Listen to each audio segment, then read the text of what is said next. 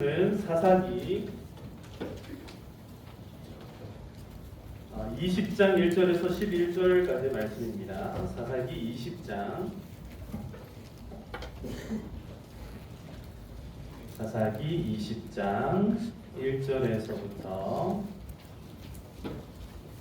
11절까지의 말씀.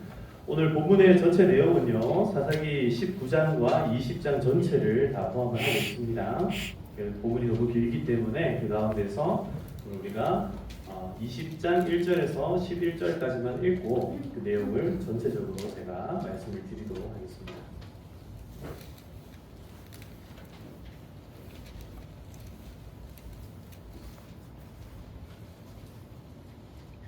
네, 한 절씩 우리 함께 교독하도록 하시겠습니다. 20장 1절부터 제가 먼저 읽겠습니다. 이에 모든 이스라엘 자손이 단에서부터 브엘세바까지와 길라앗 땅에서 나와서 그 회중이 일제히 미스바에서 여호와 앞에 모였으니 온 백성의 어른 곧 이스라엘 모든 지파의 어른들은 하나님 백성의 총회에 섰고 칼을 빼는 법에는 40만 명이 있으니 이스라엘 자손이 미스바에서 올라간 것을 베냐민 자손이 들었더라. 이스라엘 자손이 이르되 이 악한 일이 어떻게 일어났는지 우리에게 말하라 하니 내가 죽음을 당하여 영이 달라하여 이르되 내가 내 적과 더불어 베냐민에 속한 그와의 수고라고 했더니 기브아 사람들이 나를 치러 일어나서 밤에 내가 묵고 있던 집을 에워싸고 나를 죽이려고 하고 내 첩을 욕보여 그를 죽게 한지라. 내가 내 첩의 죄를 거두어 속에서 이스라엘 기업의 온 땅에 보냈나니 이는 이들이 이스라엘 중에 동맹과盟령된 일을 행하였기 때문이라. 이스라엘 자손들아 너희가 다 여기 있은즉 너희의 의견과 방책을 낼지니라 하니라.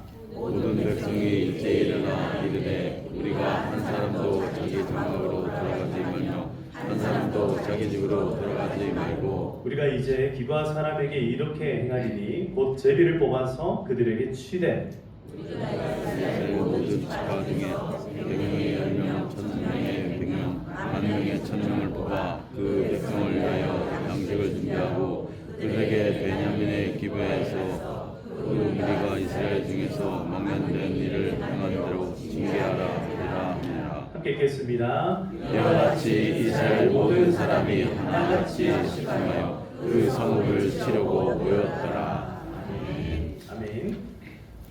네, 오늘 본문이 상당히 사실 길었습니다. 그래서 이 본문을 제가 준비를 하면서 어떻게 하면은 이거를 짧고 그리고 효과적으로 좀 전할 수 있을까 고민을 굉장히 많이 했습니다. 그냥 줄줄줄줄 길게 다 얘기하면은 저는 편할 텐데 이거 이제 시간은 한정적이고 오늘 특히 이제 세례 예식도 있고 하니까 정리를 한다고 했는데 한번 차근차근 한번 말씀을 보도록 하겠습니다. 여러분 동굴이 있죠. 동굴이 있고 터널이 있습니다. 이 둘의 차이점이 혹시 뭔지 아십니까? 네, 터널은 그렇고 동굴은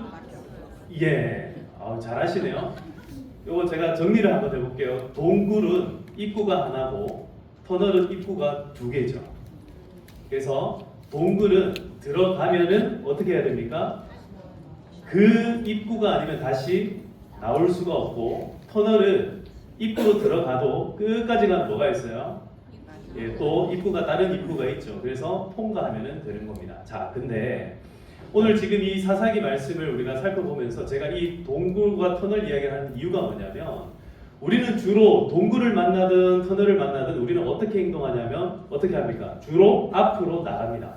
그래서 이 길의 끝을 보죠. 그래서 이 길의 끝에 빛이 있을 것이다. 이 길 끝에 희망이 있을 것이다. 이 길 끝이 반드시 나올 거다. 그러면 새로운 입구가 나올 것이다 하고 딱 들어갑니다. 그런데 살아가다 보니까 터널인 줄 알았는데 동굴인 경우가 있더라는 거예요. 그런 경우가 어떤 경우냐면 오늘 이 말씀이 보여주는 경우들입니다. 자, 어떤 길은요 입구가 하나밖에 없어서 들어가면 반드시 그 길로만 돌아 나와야 된다는 것을 기억하시고 이 말씀 끝에 가서 그러면 그렇게 돌아 나온다는 것이 어떤 의미인지를 다시 한 번 더 마음에 새겨보는 그런 시간들을 가지도록 하겠습니다. 자, 먼저 오늘 첫 번째 말씀 넉 달에서 넉 달까지입니다. 넉 달에서 넉 달까지 한번 따라해볼까요? 넉 달에서 넉 달까지. 자, 이 4개월이라는 시간이 지금 이 19장과 20장 제일 초반부와 제일 마지막 부분에 딱 양갈식으로 구성이 되어 있습니다. 자, 첫 장에 19장 여러분 2절을 한번 보실까요? 사사기 19장 2절을 다시 한번 보시겠습니다. 사사기 19장 2절을 찾으신 분들 같이 한번 읽어볼까요? 시작!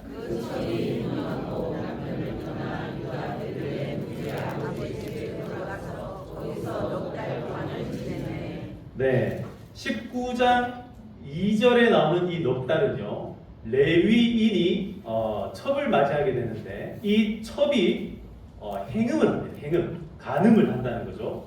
악한, 그러니까 음란한 행동을 하면서 어떻게 하냐면 남편을 떠납니다. 그래서 자기 친정 집으로 돌아가서 보낸 기간이 몇 달이다? 넉 달이었다. 이렇게 이야기를 시작을 합니다. 그리고 자 20장 제일 끝으로 한번 가보겠습니다. 20장 47절을 보겠습니다. 20장 47절 또 한번 읽어볼까요? 시작!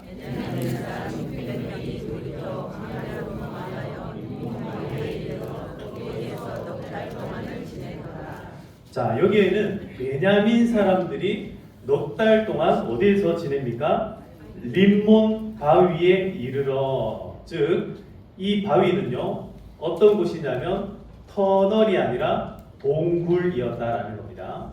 그리고 행음하였던 그 레위인의 첩이 들어간 곳도 터널이 아니라 뭐였습니까?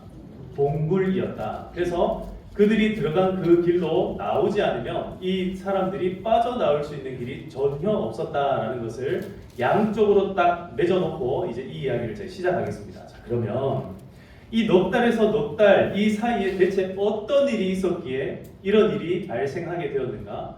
자, 첫 번째 이 넉 달 이 부분들을 다시 한 번 더 제가 주목하여서 말씀을 좀 드리도록 하겠습니다.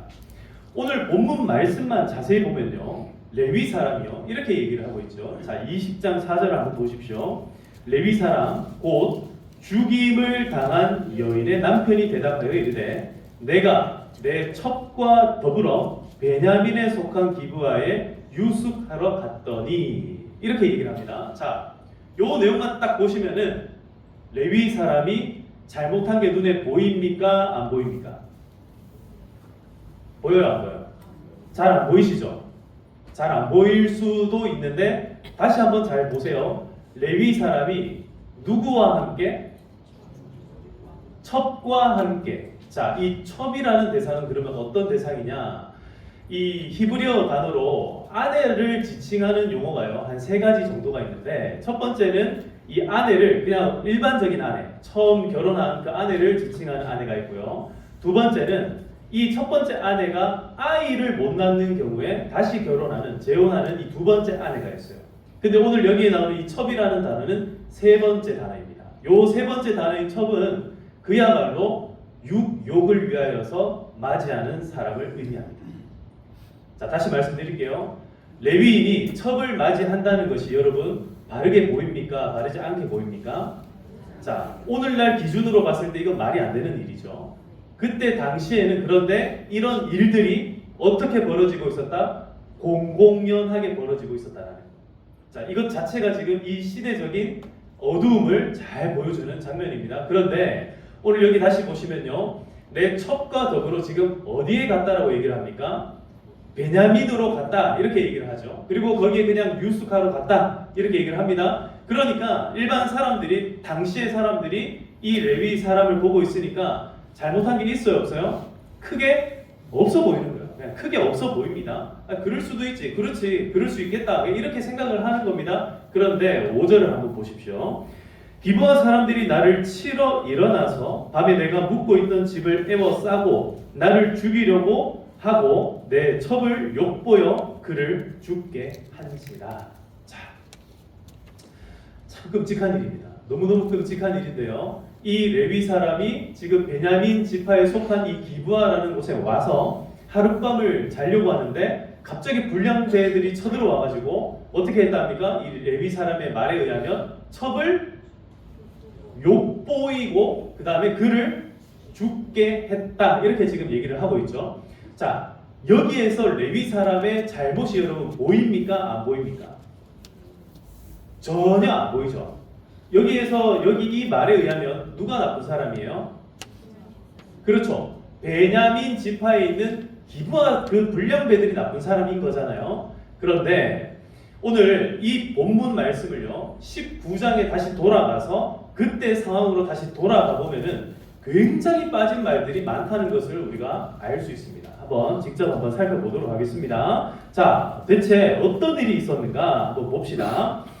자, 16절, 그러니까 19장 16절을 한번 보시겠습니다. 이제 상세하게, 방금 전에 이야기는 레위 이 사람의 주관적인 의견입니다. 그리고 19장은요 객관적인 사실들을 이제 이렇게 진술을 하는데요. 16절을 보시면 저녁 때에 한 노인이 밭에서 일하다가 돌아오니 그 사람은 본래 에브라임 산지 사람으로서 기브아에 거류하는 자요 그곳 사람들은 베냐민 자손이더라. 자, 한 노인을 만나게 되는데 이 노인이 17절에 눈을 들어 성읍 넓은 거리에 나그네가 있는 것을 본지라. 이 나그네가 누구냐면 바로 레위 사람입니다.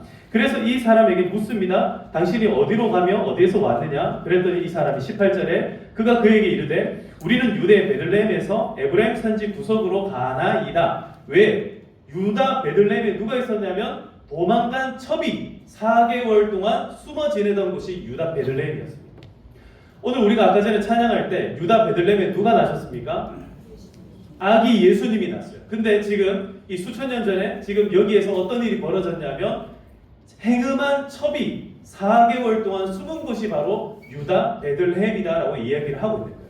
그리고 이 유다 베들레헴에서 레위 지파의 사람이 지금 어디로 가고 있습니까? 에브라임 산지 구석, 자기가 원래 살던 데로 이제 돌아가려고 합니다. 이렇게 얘기를 하는 거예요. 그러니까 노인도 에브라임 산지 출신이거든요. 그러니까 동양 사람인 것 같아가지고 마음이 갑자기 긍휼함이 막 생겼습니다. 그래가지고 어떻게 하냐면 18절 뒤에 보시면 이제 여호와의 집으로 가는 중인데 나를 자기 집으로 영접하는 사람이 없나이다. 그리고 19절에 보시면 우리에게는 나귀에게 먹일 집과 여물이 있고 나와 당신의 여종과 당신의 종인 우리들과 함께 한 청년에게 먹을 양식과 포도주가 있어 무엇이든지 부족함이 없나이다. 그래서 뭐라고 이야기하냐면 그 노인이 그대는 안심하라. 그대의 쓸 것은 내가 모두 담당할 것이니 거리에서는 유숙하지 말라. 자, 다짜고짜 원래는요 다른 마을에 들어갈 수 있었는데 이 레위 사람이 그래도 내가 여기에 가야 되겠다 하고 온 곳이 어디였냐면 이 기브아라는 곳이었습니다. 자기가 억지로 주장해서 여기까지 와서는 이 노인에게 어떻게 하는 거예요? 자기를 의탁하고 있는 거죠. 나를 좀 책임져 달라. 그러니까 노인이 어떻게 합니까? 여기 들어와서 머물러라. 이렇게 된 거예요. 자, 그 다음 사건이 이제 나옵니다. 22절을 보시면요. 19장 22절을 보시면 그들이 마음을 즐겁게 할 때에 그 성읍의 불량배들이 그 집을 에워싸고 갑자기 문을 막 두드리기 시작합니다. 그리고 그 집 주인에게 이렇게 얘기를 하죠. 너희의 집에 들어온 사람을 끌어내라. 우리가 그와 관계하리라. 자, 여러분 이게 무슨 말입니까? 그와 관계하리라. 아까 전에 레위 사람이 뭐라 얘기했죠? 내가 묵고 있던 집을 에워싸고 나를 뭐 하려 했다 했습니까? 근데 이 사람을 죽이려고 한 거예요? 아니면 관계하리라? 이게 뭐예요? 이거는 죽이겠다는 말이 아니라 동성애를 이야기하는 거예요. 남자가 남자를 관계하겠다라는 거예요. 그러니까 성폭행을 하겠다고 지금 공공연하게 얘기를 하면서 남자를 끌어내라고 얘기를 하는 거예요. 근데 어떻게 합니까? 이런 일들에 대해서 이 노인이 자기 집에 온 손님한테 이런 일을 당하게 둘 수가 없잖아요. 그래서 어떻게 얘기하느냐면 이렇게 얘기를 합니다. 내 형제들아 청하노니 이 같은 악행을 저지르지 마라. 이 사람이 내 집에 들어왔으니 이런 망령된 일을 행하지 말라. 그러면서 뭐를 이야기하냐면 24절에 보라 여기 내 처녀딸과 이 사람의 첩이 있은즉 내가 그들을 끌어내리니 너희가 그들을 욕보든지 너희 눈에 좋은 대로 행하되. 자, 여러분 앞에 보세요. 지금 레위 사람이요 첩을 데리러 갔다가 집으로 돌아가는 길에 날이 어둑해지니까 기브아라는 곳에 갔어요. 근데 그곳에서 한 노인을 만나서 이 노인은 좋은 분이었던 것 같아요. 근데 노인의 집에 갔더니 불량배가 다 옵니다. 이 남자를 어떻게든 한번 해쳐보려고 관계해보려고 남자를 끄집어내라고 이야기를 합니다. 이 얼마나 지금 성적으로 이 도시가 타락한 도시인지를 보여주는 장면이에요. 그런데 그때 이 노인이 뭐라고 대답을 합니까? 내 처녀 딸과 그리고 이 사람에게 있는 첩을 너희들에게 줄 테니까 이 남자는 해치지 말아라 이렇게 얘기를 해요. 여러분 상식적으로 이 노인의 말이 지금 여러분 좋은 이야기입니까? 이상한 이야기입니까? 굉장히 이상한 대안을 지금 내놓고 있는 거예요. 그런데 더 이상한 일은 여기서부터입니다. 자, 25절, 19장 25절을 여러분 성경책에 있는 19장 25절을 같이 한번 읽어보겠습니다. 시작. 무리가 듣지 아니하므로 그 사람이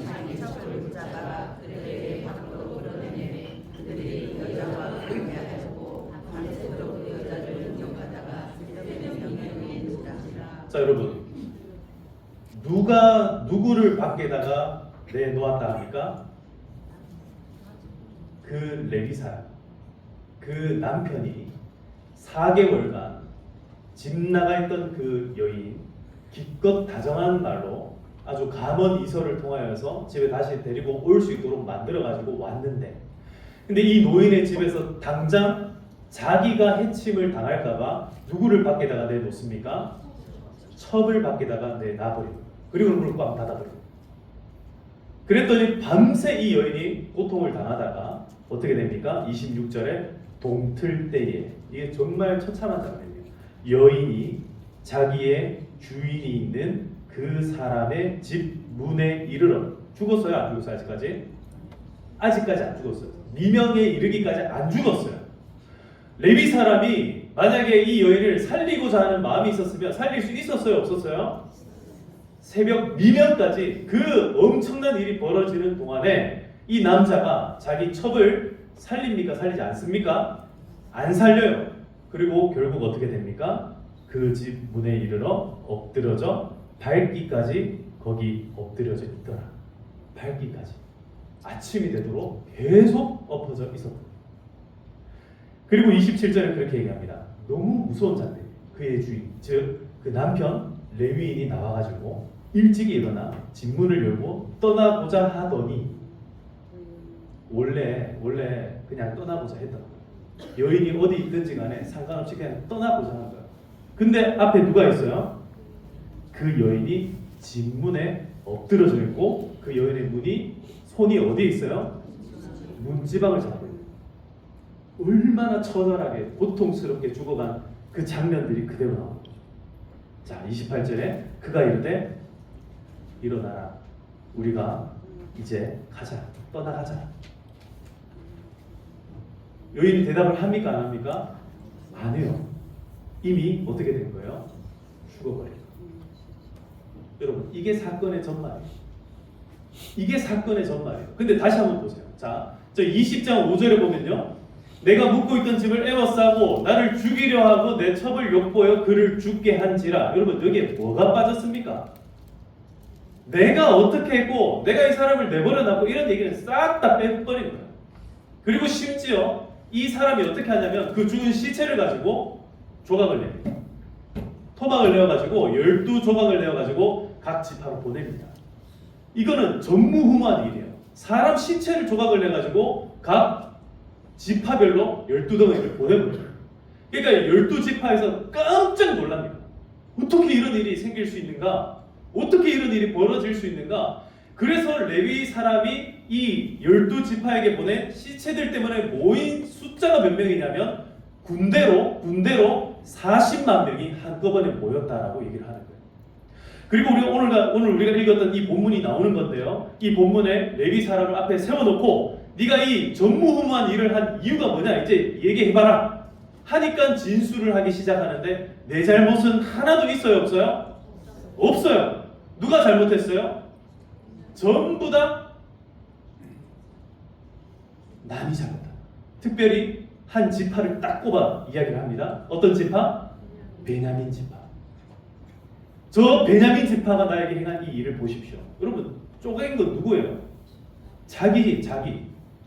그 원래 시체도 사후에 그런 행동을 하면요, 그것도 더 처벌을 받게 돼 있어요. 근데 그런 일을 눈도 깜짝 안 하고 이 사람이 그 앞에 서서 자기 잘못을 하나도 얘기 안 하고 레위 사람이 이 베냐민 지파를 고발하고 고소하는 거예요. 그랬더니 이 12지파가 이제 어떻게 됩니까?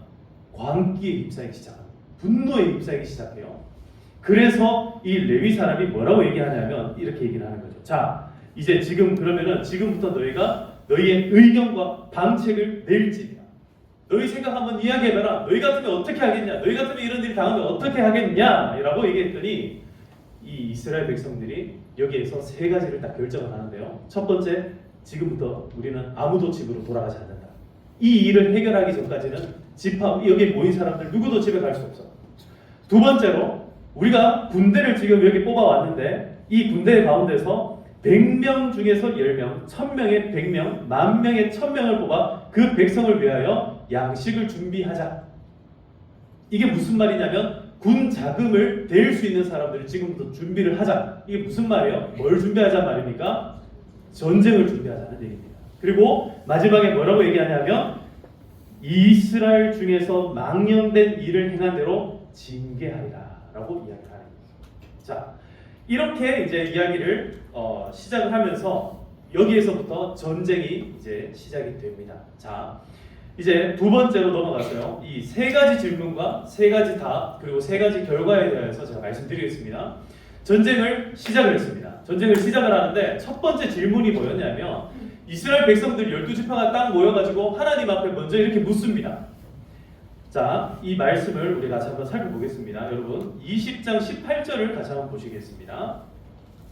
여러분 성경 20장 18절을 한번 같이 한번 읽어보실까요? 찾은 분들 같이 한번 읽어봅시다. 시작. 이스라엘 자손이 일어나 베델에 올라가서 하나님께 여쭈어 이르되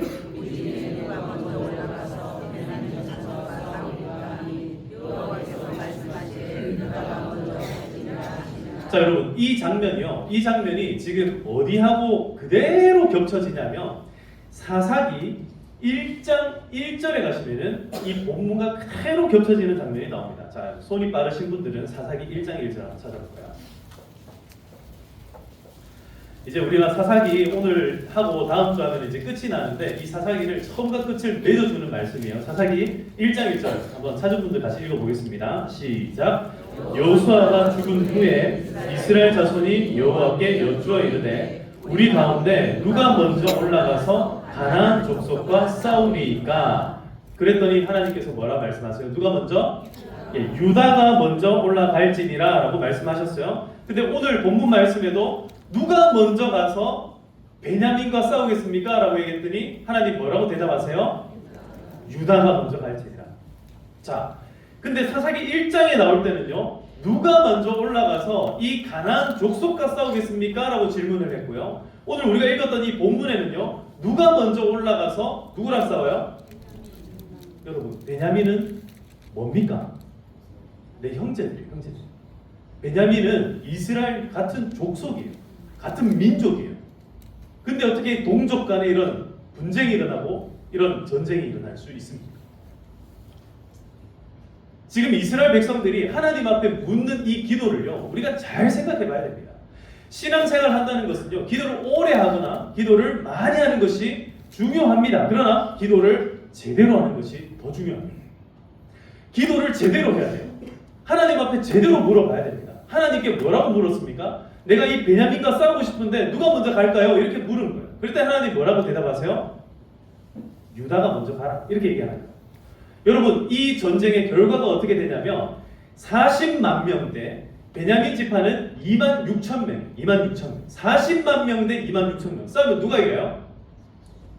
40만 명이 당연히 이겨야 되잖아요. 근데 싸웠는데 누가 더 많이 죽었느냐? 아니, 많이랄 것도 없어요. 누구만 죽느냐면은 바로 이스라엘 지파만 22,000명이 죽습니다. 그날.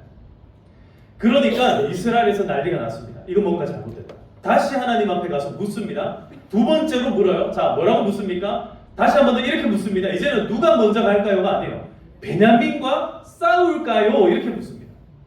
베냐민과 싸우리까? 이렇게 묻습니다. 그럴 때 하나님 뭐라고 얘기할까요? 싸워. 자, 잘 보세요. 싸울까요? 싸워. 제 말투가 좀 어땠습니까? 약간 싸우든지 뭐. 알아서 해. 이게 하나님 대답이었어요. 그랬더니 그 대답을 딱 붙들고 이제 이스라엘 백성이 어떻게 합니까? 또 싸웁니다. 결과는요, 18,000명이 더 죽습니다. 이 두 번의 전쟁을 통하여서 40만 명 가운데 몇 명이 죽었다고요? 4만 명이 죽었어요. 1차 22,000, 2차 18,000명. 40만 중에서 4만이 죽었어요. 10분의 1이 어떻게 됐습니까? 죽어버린 거예요. 마지막에 다시 묻습니다. 이스라엘 백성들이요, 마지막에는 이렇게 묻습니다. 하나님, 우리가 이 싸움을 할까요? 말까요? 여러분, 처음부터 이렇게 물었어야 되는 거 아닙니까? 이 전쟁을 해야 됩니까? 하지 말아야 됩니까? 지금 이 레위 사람이 이야기하고 있는 이것이 진실입니까? 거짓입니까? 하나님, 여기에 대하여서 우리가 어떻게 행하여야 되겠습니까? 하나님, 우리 가운데 이런 죄악이 벌어진 것은 하나님 우리의 잘못입니다. 우리가 회개합니다. 우리가 돌이키기를 원합니다. 여러분, 이런 회개가 먼저였지 않겠습니까? 이스라엘 백성들이 40만 대군 중에 4만 명을 잃고 나서야 그제서야 비로소 금식하고 울고 하나님 앞에 이렇게 화목제와 번제를 드리고 그제서야 하나님 앞에 다시 예배를 드렸다. 그리고 난 다음에 묻습니다. 싸우리이까 말리이까? 그제서야 하나님께서는 이렇게 말씀합니다. 너희가 올라가라. 내일은 내가 그를 너희들의 손에 넘겨주리라. 그래서 어떻게 되는가 하냐면 그때부터 아주 승승장구하던 우리가 다시 한번 생각해보면 베냐민 지파가요, 이 기브아에 살던 이 불량배들을 지켜주기 위해서 자기들이 전쟁을 시작했는데, 사실 베냐민 지파도 여러분 잘못한 게 있잖아요. 그죠? 나쁜 짓을 했으면은 그 사람들을 처벌을 하고 거기에 대하여서 징계를 해야 되는데 그걸 그냥 어물쩍 넘어갔거든요. 그러니까 베냐민 지파가 오히려 4만 명을 죽였으니 얼마나 이게 막 부는 군기가 막 올라가지고 싸움만 하면 이제 이길 수 있겠다 이렇게 생각을 하는 거예요. 그런데 이 마지막 세 번째 전쟁에서 베냐민 지파가 3번 연달아 털립니다. 처음에는 18,000명이 죽고, 두 번째는 5,000명이 죽고, 그 다음에는 2,000명이 죽어요. 다 합쳐서 몇 명이 죽었어요? 25,000명이 죽었어요. 아까 전에 베냐민 지파 총 26,000명이 왔는데 그 중에 몇 명이 죽었어요? 25,000명. 몇 명이 남았습니까? 1,000명이 남았어요. 근데 그 1,000명 가운데서도요, 400명은 어디로 갔는지 모르겠고, 지금 넉 달 동안, 아까 전에 기억나시죠? 림몬 바위 속에 숨어있던 사람이 베냐민 사람 600명이었다. 여러분, 넉 달에서 넉 달까지 이런 일이 벌어졌다는 거예요. 첫 넉 달에 이 첩 한 사람을 자기의 육신의 정욕을 위하여서 드렸던 이 첩 한 사람, 이 베냐민 사람의 이 레위 지파 사람의 그 음란, 그 정욕을 채우고자 하는 그 목적으로 첩을 들여왔던 그 사건이 첩 한 사람만 죽인 사건이 아니라, 이 사건이 이 이스라엘 백성들의 4만 명이나 해당하는 사람들을 죽였을 뿐만 아니라 베냐민 지파를 이제 완전히 멸절시키는, 그 중에서 600명의 남자만 살아남고 나머지 다 죽어버려요. 이런 끔찍한 일이 지금 벌어지게 되었다는 거예요. 굉장하죠. 굉장합니다. 이런 일들이 발생이 되었습니다. 이 사건 하나하나 가지고도 제가 말씀드릴 것들이 참 많지만 오늘 말씀을 빨리 이제 정리를 하겠습니다. 다시 우리 처음으로 돌아가 보겠습니다. 이 사람들은요, 지금 동굴에 갇힌 거예요. 동굴에. 이건 터널이 아니에요. 뚫고 나오려고 하면 할수록 어떻게 됩니까? 더 깊은 곳을 향해 파고 들어갈 수밖에 없는 거예요. 레위 사람도, 베냐민 지파도, 이스라엘 12지파도 어떻게 해야 됩니까? 다시 돌이켜야 됩니다. 다시 돌이키는 행위를 우리는 회개라고 이야기합니다.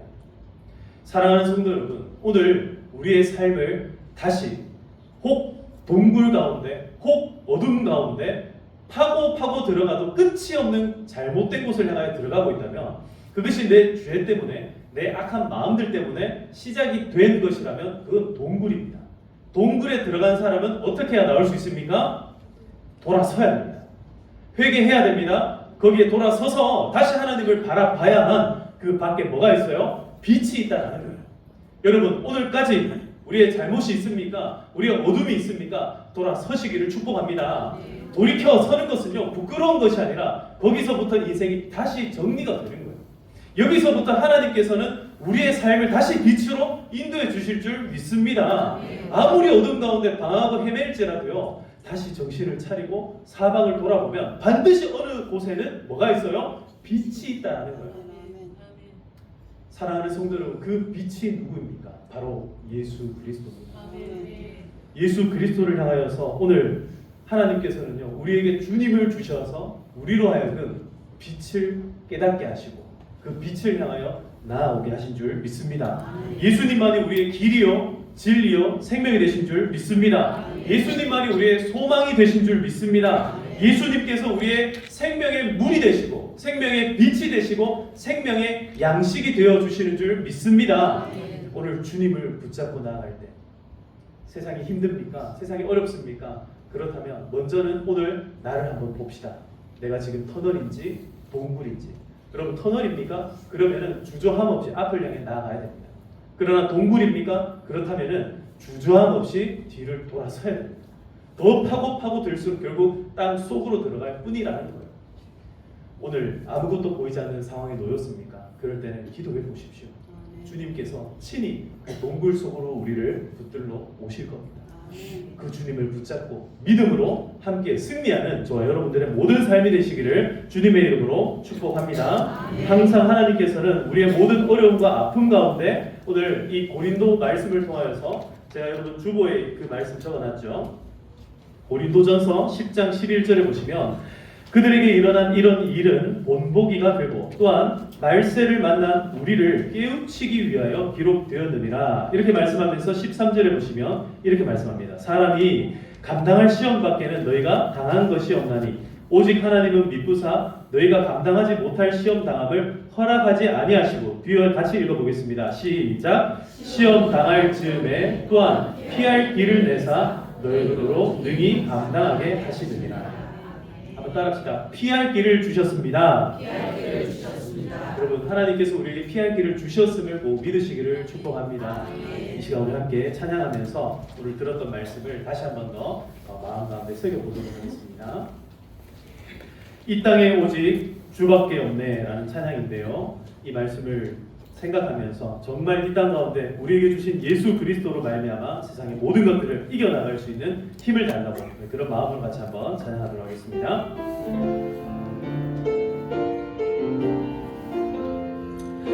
이 땅에 오직 주밖에 없네. 그 무엇도 나를 채울 수 없네.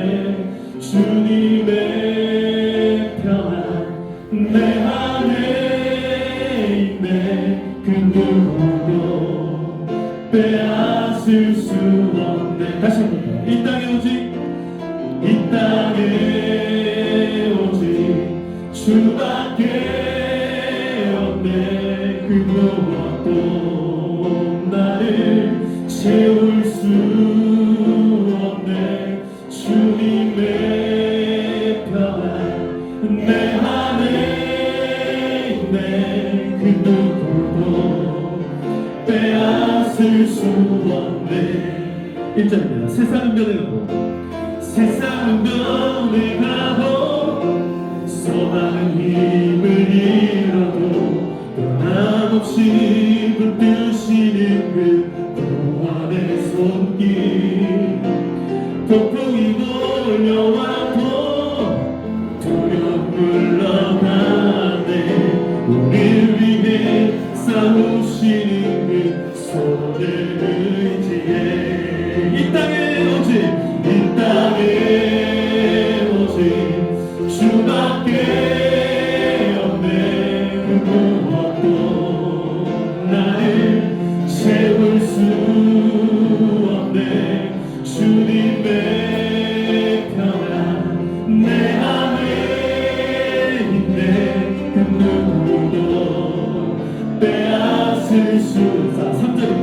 세상 어디에서 이 세상 어디에서 평안을 찾을 수 있나 목숨까지 내어주신 그 거룩한 사랑을 우리가 바래왔고 꿈꿔왔던 미래가 그 한없는 사랑 안에서 열리고 있는 두 손 높이 들고 찬양합시다. 이 땅에 오직 주밖에 없네. 그 무엇도 나를 채울 수 없네. 주님의 평안 내 안에 있네. 그 누구도 빼앗을 수 없네. 마지막으로 이 땅에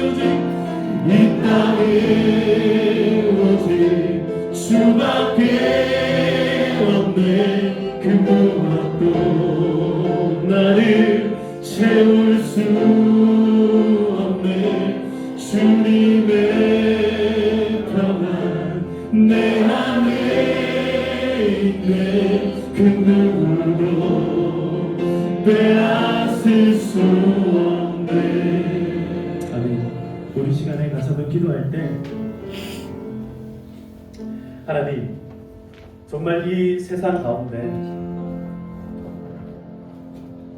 우리가 내 생각대로 내 뜻대로 내 마음대로 살아가려고 할 때에 한번 풀어보려고 애를 썼는데 그 일들이 더 얽히고 설키고 엉켜서 도저히 풀 수 없는, 이제는 정말 어떻게 그 누구도 도와줄 수 없는 그런 문제들이 나에게 닥칠 때가 있습니다. 그럴 때에도 오직 주님만은 우리를 채울 수 있고 오직 주님께서는 우리에게 다시 평안을 허락하실 수 있는 줄 믿습니다. 이 세상 변해가고 소망도 없고 하나님 우리에게 두려움이 폭풍이 몰려온다 할지라도 우리를 위해 싸워주시는 그 주님 붙잡고 승리하게 하여 주시옵소서. 변함없이 우리를 사랑하시고 우리를 늘 함께 하시고 이렇게 나쁜 짓 계속하는 이스라엘에게도 마지막에 결국 손 내밀어서 그들을 붙잡아 주신 것처럼 그 넉 달간의 도피 생활을 마침내 주님께서 끝내 주신 것을 기억합니다. 하나님 우리 인생에도 결국에는 빛이 들어올 줄 믿습니다. 빛 대신 주님을 붙들고 오늘 우리의 모든 문제들을 하나님께 맡겨드리면서 우리 시간 주여 함께 외치며 기도하도록 하시겠습니다. 주여, 주님 아버지 하나님께서 우리의 모든 삶의 모든 문제들을 해결하실 수 있는 분이신 줄 믿습니다. 하나님께서 우리의 삶에 개입하셔야 하나님 우리의 문제가 해결될 줄로 믿습니다. 하나님 정말 이 악한 세대들을 바라봅니다. 해결되지 않는 문제들 앞에서 서로가 서로를 탓하고 서로에게 손가락질하고 서로에게 더 아버지 하나님 깊은 곳을 향해 아버지 하나님 들어갈 수밖에 없도록 하는 이 악한 세대들을 바라봅니다. 하나님 그 잘못이 오늘 우리에게도 있음을 고백합니다. 하나님 우리가 잘못했습니다. 하나님 내가 잘못했습니다. 하나님 나를 용서하여 주시옵소서. 우리 교회를 용서하여 주시옵소서. 우리 가정을 용서하여 주시옵소서. 아버지 하나님 우리나라를 불쌍히 여겨 주시옵소서. 우리 이 땅을 불쌍히 여겨 주시옵소서. 목회자들을 용서하여 주시옵소서. 하나님 주님 앞에서 모든 직분자들을 용서하여 주시옵소서. 다시 돌이켜 나올 수 있도록 붙잡아 주시옵소서. 그 용기를 우리에게 허락하사 그 어둠의 동굴 가운데서 이제 돌이켜 나올 수 있도록 하나님 우리를 붙잡아 주시옵소서. 아버지 하나님 오늘 다시 하나님을 붙잡고 나아갈 때에 주님께서 우리의 손을 붙드시고 빛으로 인도하여 주실 것들을 믿습니다. 하나님께서 우리를 은혜의 장중으로 인도하여 주실 줄을 믿사오니 아버지 하나님 우리를 붙잡아 주시고 아버지 하나님 약한 세상 가운데 넘어져 있지 않게 하시고 죽어있게 하지 않게 하시고 살아나게 하여 주시옵소서. 소생하는 인생들이 되게 하여 주시옵소서. 주님 주시는 은혜로 말미암아 더욱더 큰 감사와 기쁨으로 나아가는 모든 주의 백성들 다 되게 하여 주시옵소서. 하나님의 영광을 바라보는 주의 백성들이 다 되게 하여 주시옵소서.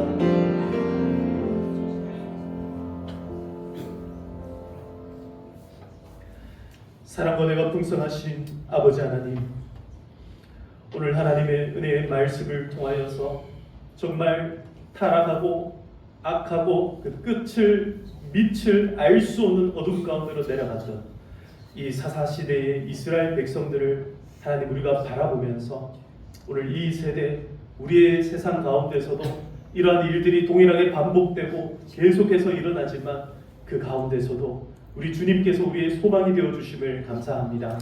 오늘 우리가 잘못한 일들이 있다면 하나님 그 잘못에서 돌이켜서 새로운 삶을 향하여 나아가게 하여 주시옵소서. 우리를 억누르고 있는 어둠들이 있다면 하나님 그 모든 것들을 해치고 들어와 주셔서 우리를 붙드시고 하나님 다시금 빛으로 생명으로 인도하여 주시옵소서. 우리의 삶이 다시는 어둠 가운데 묻혀지지 않게 하여 주시옵소서. 오히려 빛으로 오신 그 예수님을 붙잡고 우리의 삶을 하나님 밝은 대로 인도하시는 하나님의 그 도우심과 인도하심을 따라서 어디든지 가오리다, 어디든지 가오리다, 주님과 함께 하는 그런 인생들이 되게 하여 주시옵소서.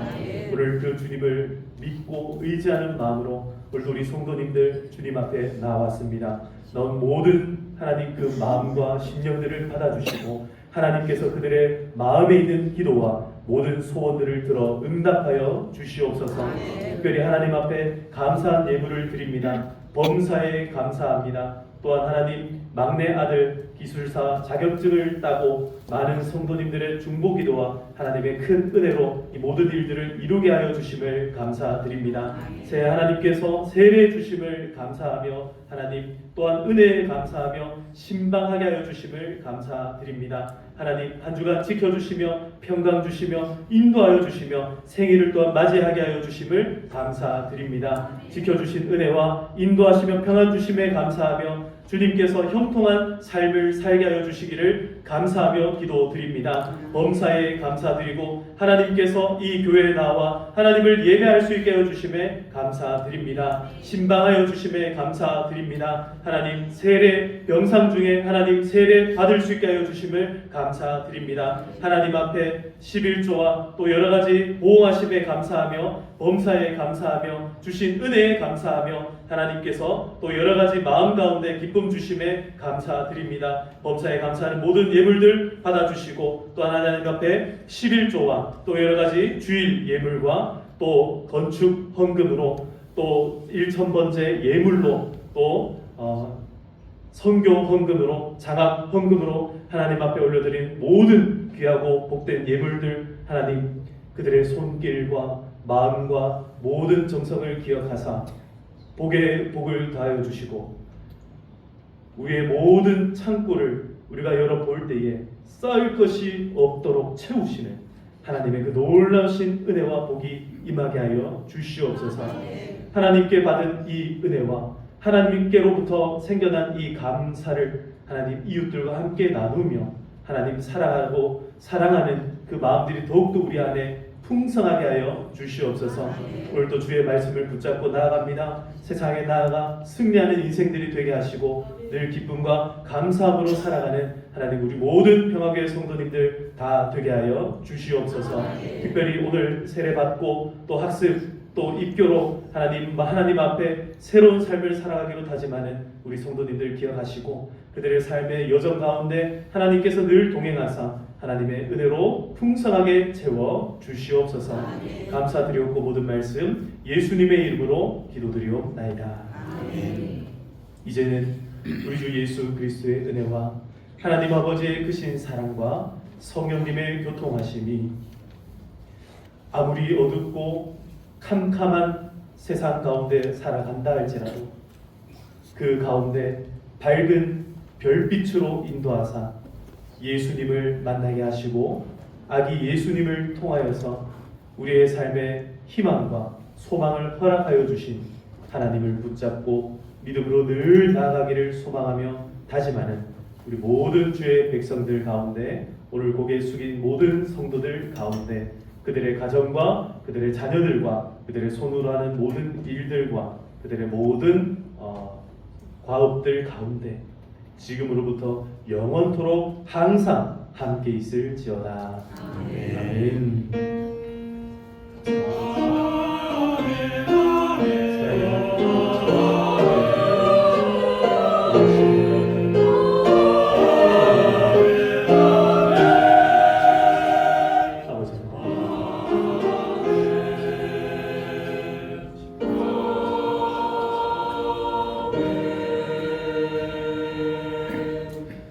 할렐루야. 우리 하나님 앞에 영광의 박수 올려드리겠습니다. 네, 감사합니다. 네, 아까 전에 이제 영상 광고에 잠깐 나왔는데요. 오늘 우리 박종민 성도님께서 우리 아드님 기술사 자격증 합격에 감사하여서 떡을 내셨어요. 그래서 이제 이 예배 마치고 나가시면서 떡 하나씩 받아가시면 되겠고, 오늘 또 식사는 우리 또 정선의 권사님께서 손녀 태어나네 감사하면서 이렇게 섬기셨어요. 우리 감사의 박수를 먼저 한번 드리겠습니다. 네, 고맙습니다. 네, 우리 옆에 분들과 함께 축복송 하겠습니다. 사랑합니다. 축복합니다. 자, 한번 인사할까요? 사랑합니다. 축복합니다. 네, 함께 축복하시겠습니다. 따뜻한 사랑의 눈길로 한번 옆에 분들 봐주세요. 하나님은 너를 사랑해. 하나님은 너를 사랑해. 얼마나 너를 사랑하는지. 얼마나 너를 사랑하시는지.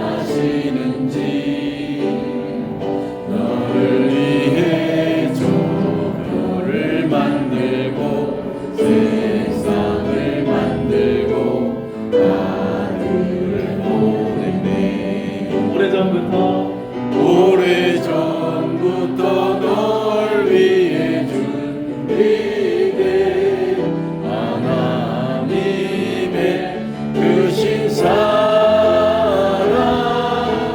너의 가는 길 주의 사랑 가득하기를 축복해.